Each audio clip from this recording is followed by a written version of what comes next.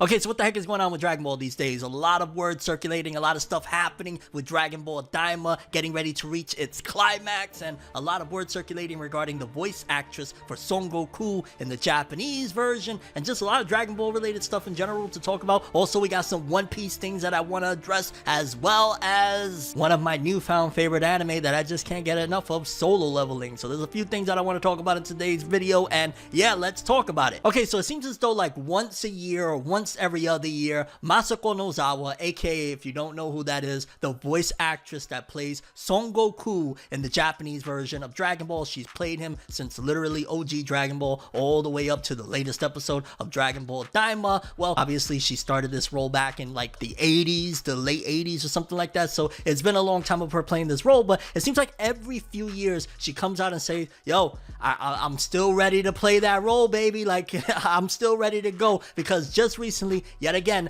Voice of Goku says she wants to continue doing voice work until she's 182 years old. And I feel like it was only maybe a year or two, maybe 3 ago, that she said something very similar, that she wanted to continue onward. I think this is potentially to address maybe some concerns as far as, again, the fact that she is a little bit of an elderly woman, even though she's still kicking major tails, still delivering those lines very crisp and rich, but also because I think with the implementation of AI into kind of like anime voice acting and all of that jazz, I'm imagining that she is continuing to address these things, because with AI becoming a concern, that let's keep it all the way real. Let's not front, let's not lie, let's be honest. There is a lot of stuff that I be watching, a lot of stuff that I be playing, a lot of stuff in general that I be experiencing that I be like, yo, why does that sound AI? Why does that sound like AI? Like, it was even in some of the latest stuff like in Dragon Ball Sparking Zero that I felt like some of the lines definitely felt like AI. So with AI being such a prominent presence in video games, anime, voiceover, all of that stuff, I gotta imagine that there's a level of pressure for people that do voice acting, especially at the top of the food chain, because I mean, as far as voice actors go, there's not much higher that you can get than the voice of one of the most iconic characters of all time, especially in the world of anime. Like, outside of Goku, what, Luffy and Naruto, like there's not much other characters that ring that same amount of power that Son Goku does. So for Masako Nozawa, constantly always having to hear about AI, I gotta imagine that this is why she addresses these things from time to time, as far as like, yo dog, I still got it in me, I still got it, and I love to hear that, because I don't want to hear Masako Nozawa be like, yo, phone it in, you know what I'm saying? AI me into the anime, I'm good, I don't want to do nothing else. I want a genuine, honest, real performance when I hear these characters. Honestly, if you haven't subscribed, hit that bell, do all of that stuff. I greatly appreciate it. And obviously AI is going to continue to advance and whatnot, but I think it's for the most part very obvious still when we hear AI in our stuff, in our movies, in our anime and all that stuff. Like, it's kind of noticeable. It's still not to the point where it feels like a genuine voice or genuine performance. You could kind of tell when you're hearing AI, like, yo bro,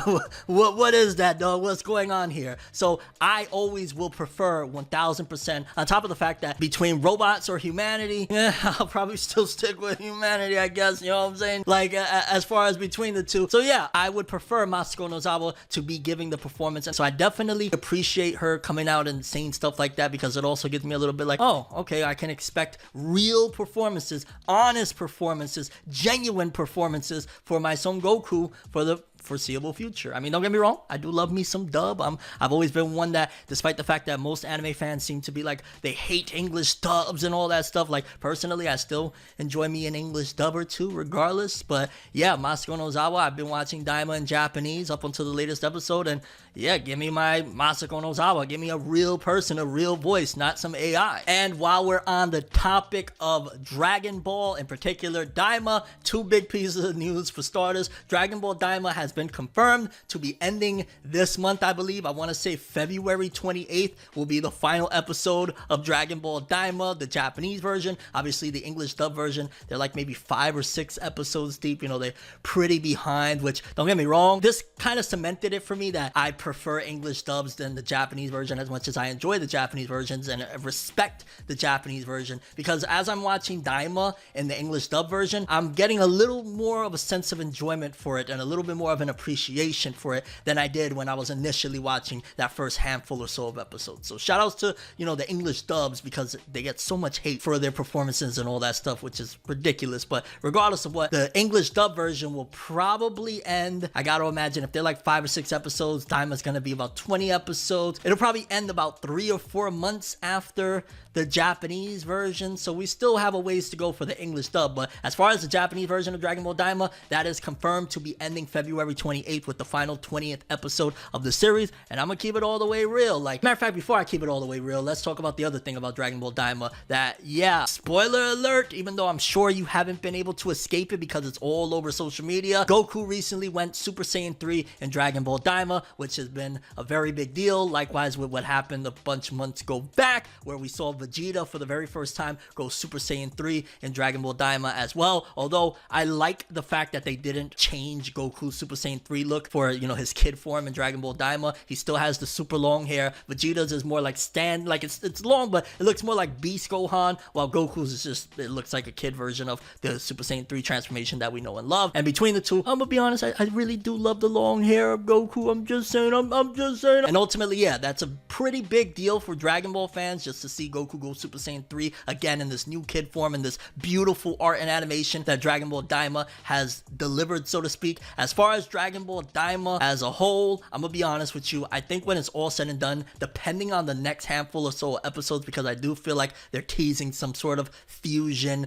and we're probably gonna get like Kid Vegito or something in that ballpark that they're gonna do with Dragon Ball Daima. But I think that those key moments are going to be the main aspects that when 10 years down the line people look back about Dragon Ball Daima, they're gonna be like, well, those are the reasons to watch it if you want to watch it. Because outside of that, Dragon Ball Daima is like, it's a fun adventure, but because we watched so much of Dragon Ball, like literally, just think about it for a sec, 150 episodes of OG Dragon Ball, 291 episodes of Z, 64 episodes of GT, 131 episodes of Super. That is a lot of adventure that we've already had. So the expectations, I think, when it comes to Dragon Ball is, you want, when you get a new Dragon Ball series, to feel like this is no less than an 8 out of 10 to a 9 to a 10 out of 10 with majority of it. Not all of it, obviously, you know, you need setup and build up, and that's okay to be just decent stuff, but you really want to just feel like it's, oh my god, this is Dragon Ball, you know what I'm saying? So when you get something like Daima, and I'm not trying to put it down because I've grown to appreciate Daima and enjoy it for the most part, but I would prefer, and I think most Dragon Ball fans want to feel like Dragon Ball Daima, or any Dragon Ball that they consume for that matter, is giving you that bang for your buck of, oh my god, we don't have Dragon Ball all the time in anime form, but when we get it, it is like a freaking ride beyond belief.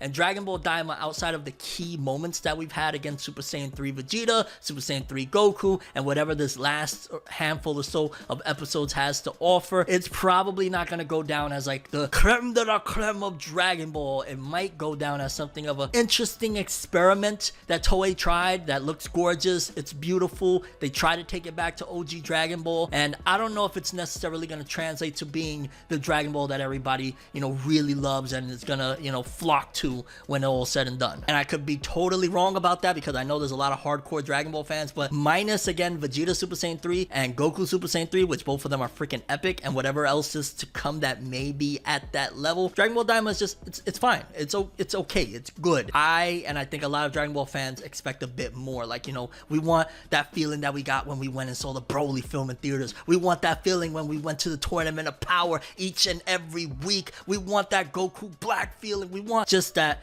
oh my god, this is like everything we've always wanted from Dragon Ball. And Dragon Ball Daima just feels like, yo, just chill. Have a good time. Just chill, relax, bro, enjoy. But I guess we gotta wait and see. Either way, Super Saiyan 3 Goku, Super Saiyan 3 Vegeta is something, especially Super Saiyan 3 Vegeta. People have been waiting like 20, 30 years to see that. Pretty cool, pretty enjoyable, and overall is something nice to see. So if you haven't checked out Dragon Ball Daima, those are a couple of good reasons to check it out. And ultimately, yeah, the dub will continue after February 28th because they're quite a bit behind. Then on another note regarding Dragon Ball, apparently Dragon Ball Sparking Zero has sold over 5 million copies worldwide, which is freaking astronomical, and also a testament to when you make a Dragon Ball thing, whether it be a video game, whatever the case may be, that fans really want, they will come out and support. Dragon Ball fans will come and show out. I think like we recently got the Piccolo Orange and Beast Gohan DLC, so I actually hopped back on to play a little bit of that fairly recently. But aside from that, Dragon Ball Sparking Zero, it's a fun game. It's a good game. It's beautiful. It's fun to play. But regardless of what, it's just a testament to Dragon Ball staying power. Just think about it for a second again, that this is a series, this is a franchise, this is an IP that started off in 1984 about a little boy looking for some magical Dragon Balls,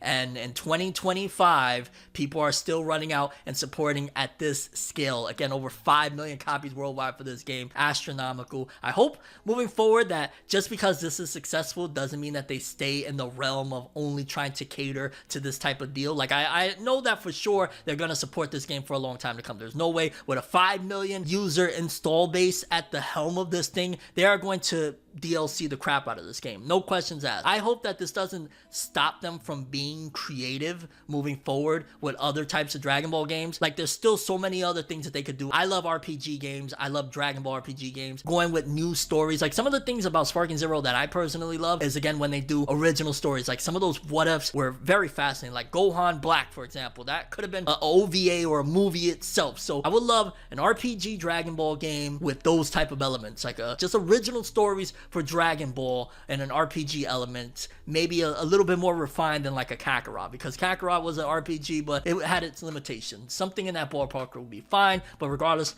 5 million copies sold. Clap it up for Dragon Ball Sparking Zero, you heard? And then last but not least for Dragon Ball, in case you haven't heard, the Dragon Ball Super manga is going to be returning and starting off with a one-shot manga, and I believe in the West the date is February 19th. So if you're a fan of Dragon Ball Super and the manga and you've been waiting for its return, February 19th it's going to start off with, it's going back into some of the superhero stuff, so that's going to be interesting to see how they handle it, how they make it exciting and interesting, because you know we kind of already went through a whole big gigantic arc and we had Beast Gohan and Orange Piccolo and all of that epicness. So what they're gonna do, obviously from the imagery, they got Trunks and Goten, they're going to be, you know, pivotal to the story, and then the superhero with the purple and the yellow cape, and I don't know if that's a broom or a mop or whatever stick he has in his hand. So I'm curious to see how that is all going to play out, and if that's going to be the launching pad for Dragon Ball Super itself to return, the manga, because like it's starting off with a one shot, and I'm assuming again that's to kind of garner interest and remind people, hey, there's a Dragon Ball manga that used to go on going for quite some time. Obviously we had some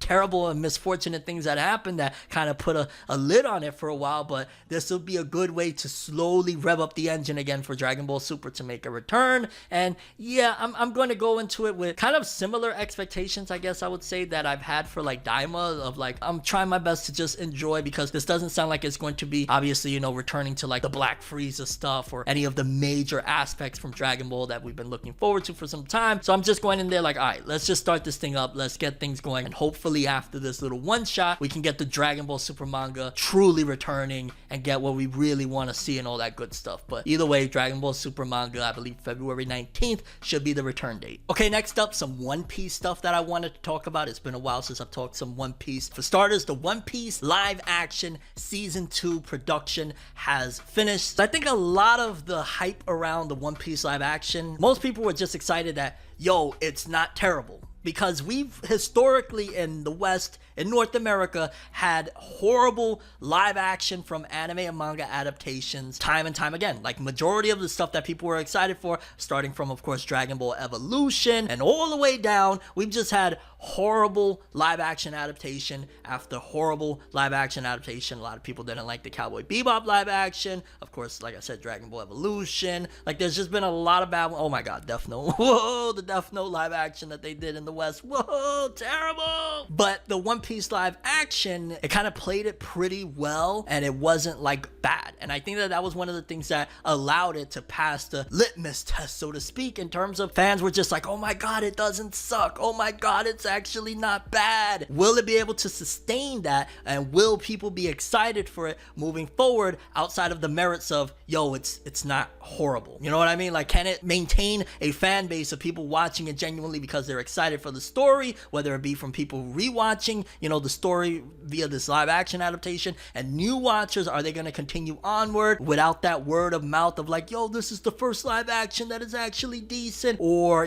how is it going to stand on its own merits moving forward outside of that first wave of hype of it's not garbage? Honestly, I don't know if I'm going to watch this thing moving forward. Production has wrapped itself up, and One Piece Season 2 is probably going to premiere later on this year. Then on another note regarding One Piece, this was fairly recently news that I thought was pretty awesome for the series. One Piece is now officially acknowledged by Shueisha to have sold over 500 million copies, having the highest recorded sales for a fictional story series in human history. Now, from my understanding, it has done that quite some time ago in terms of like shipping out books. Like I want to say that it shipped out, it was in stores, that amount of books, but recently now they finally got that, yeah, that amount of books has actually sold in stores or whatnot, which for starters, just clap it up. Astronomical, 500 million sales, 500 million sales, like unheard of. Also, again, we have to be very careful with this, having the highest recorded sales for a fiction story series in human history, because I think Batman is still like the most selling comic of all time. It's either Batman or Superman. I want to say it's Batman. I think One Piece recently surpassed Superman, but as far as it having this highest recorded sales for a fiction story series, Batman is like a combination of like, all the different writings throughout the different years, different stories, different iterations, all that stuff. This is just straight up one series, one story of a boy with a dream to be the Pirate King going forward. So it's a little bit of a different ball game. Batman has sold a whole bunch of different comics off of a bunch of different stories. This is one straight story from 1997 on that has sold that much. And again, clap it up for Oda, clap it up for One Piece. This is a major milestone and nothing to sneeze or giggle about, so to speak. This is huge. And then on another note that is related to the next topic that we're going to be talking about, but is also still One Piece, apparently there is a list of the highest rated anime on Crunchyroll. Pretty much these are the anime that are the most like people really rock with it and they rated it in one way or another. And One Piece is at the top of this list because it says here at number 1 is One Piece with 581,894 ratings. Demon Slayer at number 2. Hold on, we gotta talk about this for a second, because Demon Slayer is number 2 with 574,243.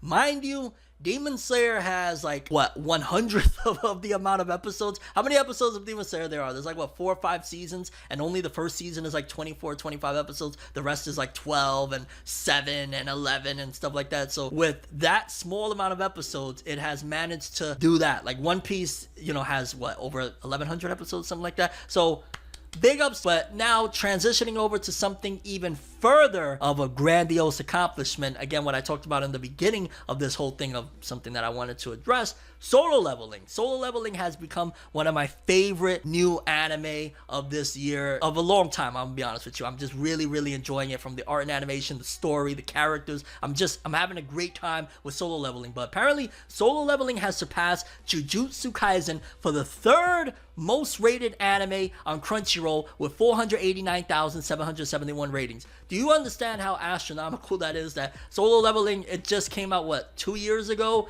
and it's only on its second season, and it has already accomplished something like that? I will throw in some factors that we probably have now more than ever, more people watching anime on Crunchyroll to be able to add those ratings. But regardless of what, that's nothing to sniff at, that's nothing to laugh at, that is something humongous. Also surpassing Jujutsu Kaisen, which is 100 million plus selling manga, and also just a Goliath of a series itself. For Solo Leveling to be able to do that, clap it up. I really love this series so much, and I think it definitely deserves it. And that is a tough lineup right there for the top 3: One Piece, Demon Slayer, and Solo Leveling. And Solo Leveling apparently has been so astronomical that season 2 episode 6 crashed the world's largest anime site and multiple others, which probably means like some of the pirate sites.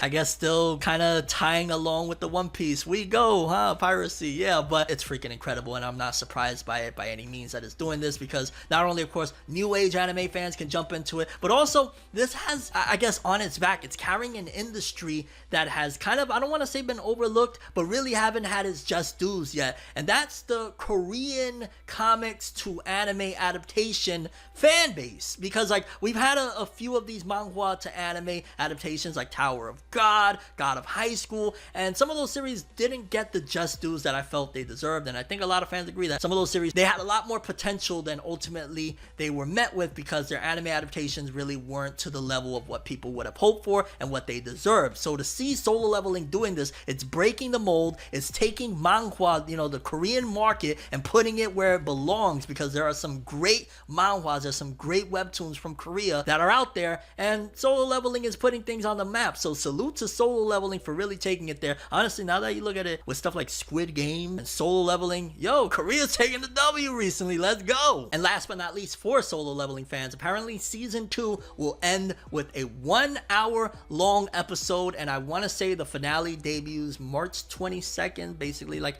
the end of March, so to speak, you know, the end of the March. That's where Solo Leveling will wrap itself up with an hour-long episode that, you know, I'm gonna be tuning in, baby, because Solo Leveling is so good. And yeah, it seems as though Solo Leveling is really taking the W as it stands right now. Obviously, there's still a lot more of the year to go, but Solo Leveling is clearing the winter season of anime as one of the most explosive, most exciting, and most popular anime going right now. But yeah, let me know what you guys thought about all this stuff. And until next one, I'm Tim. As always, people, have an awesome day. Peace in. Tell me that you love me now. Tell me that you need me now. Tell me that I'm bugging now.